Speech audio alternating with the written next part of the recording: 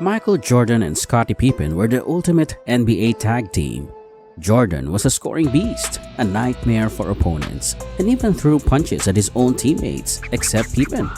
On the surface, they were like best buds, lifting each other up and winning 6 championships together. But not all legendary duos stay best friends forever. Sometimes, even the greatest partnerships can unravel when the spotlight gets too bright.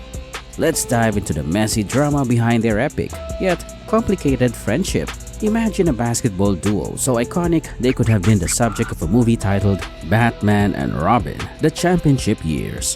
That's Michael Jordan and Scottie Pippen for you.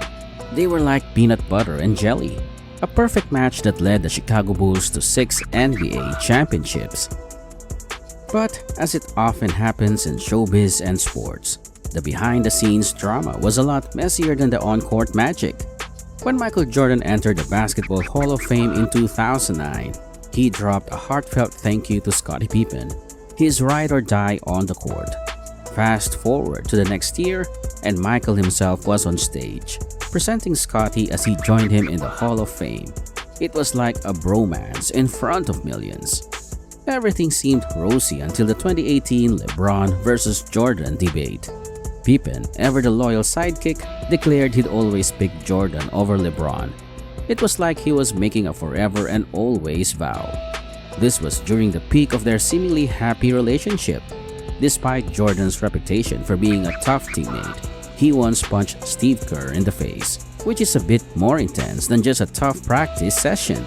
Pippen, on the other hand, was known for his cool demeanor. Enter the pandemic, where sports fans were left with nothing but reruns and old highlights. Then Netflix came to the rescue with The Last Dance, a documentary that promised to deliver the ultimate scoop on the Bulls' last championship season.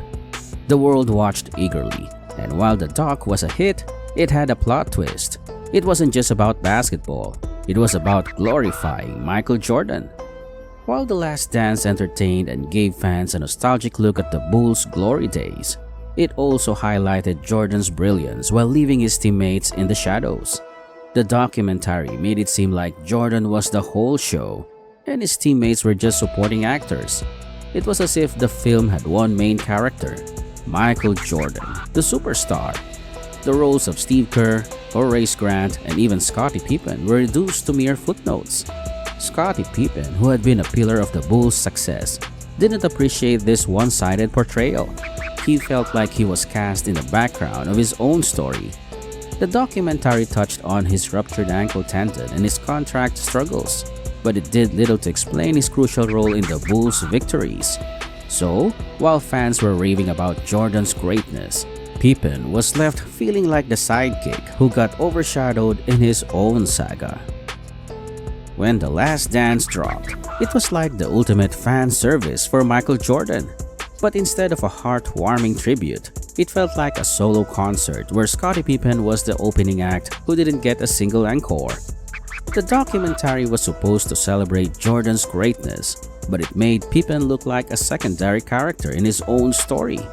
Pippen's big drama is ankle tendon surgery.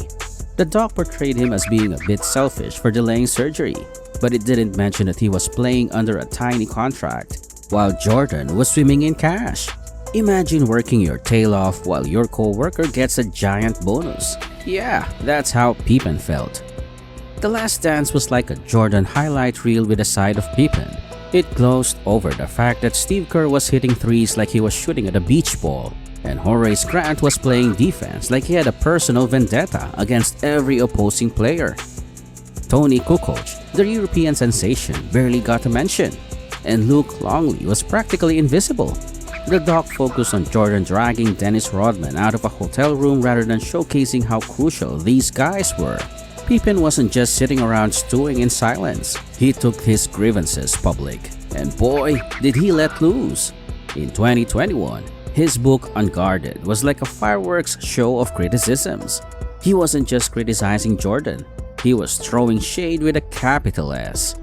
Pippen threw shade at Jordan's famous flu game, saying it wasn't as epic as everyone thought. It was like your buddy bragging about how he braved a cold when you're over here playing with a broken arm. Pippen was like, "Hold up, I played through a herniated disc and nobody's giving me a parade." He also roasted Jordan for leaving the Bulls to play baseball. Pippen called it a selfish move, like your star player leaving mid-season to start a new hobby while you're left scrapping for wins. Pippen didn't stop there. He claimed Jordan's influence messed up the game, making kids think they had to be ball hogs instead of team players. It was like if your favorite band suddenly started playing solo gigs and ignoring the rest of the band. And oh boy, the drama didn't end with a hook. Pippen was ticked off that Jordan made millions from The Last Dance while the rest of the Bulls got nada. It's like finding out your coworker got a bonus while you were left out of the office pizza party. To top it all off, Jordan's son Marcus started dating Scottie's ex-wife Larsa. It was like adding a final plot twist in a soap opera that no one saw coming. Pippen was left to watch from the sidelines as his past life got a new storyline. Pippen wasn't done with his Jordan jabs. His 2021 book, Unguarded, turned into a full-on roast fest, with Pippen holding nothing back. One of his biggest digs? He claimed that the Bulls won their titles despite Jordan, not because of him. That's like saying your team won the championship because of the cheerleaders, not the star player. He didn't just stop at Jordan's playing style. Pippen slammed Jordan's whole approach to basketball, suggesting that Jordan's focus on individual glory actually ruined the game for a generation. It's like if your favorite superhero decided to go solo and ditch the team, making everyone else look like sidekicks. In interviews, Pippen took more shots. He criticized how Jordan's ego and decisions affected the team dynamics.